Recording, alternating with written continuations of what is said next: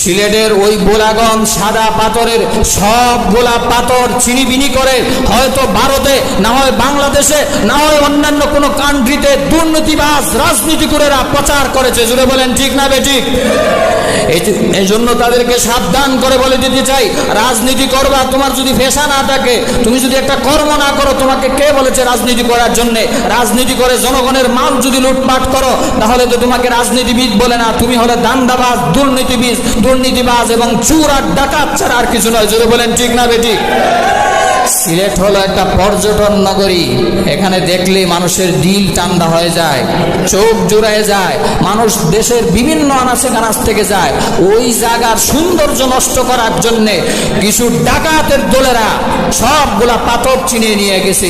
পরিষ্কার ভাষায় বলতে চাই, যেখানে এই পাথরগুলা রেখেছো, অতি সত্তর সাদা পাথরের গোলাগঞ্জের এই পাথরগুলা ফিরিয়ে দিতে হবে, না হয় তোমাদের রাজনীতি, যতগুলা রাজনীতিবিদ বর্তমানে আছো সবগুলাকে শায়েস্তা করা হবে। জুড়ে বলেন ঠিক না বেঠিক?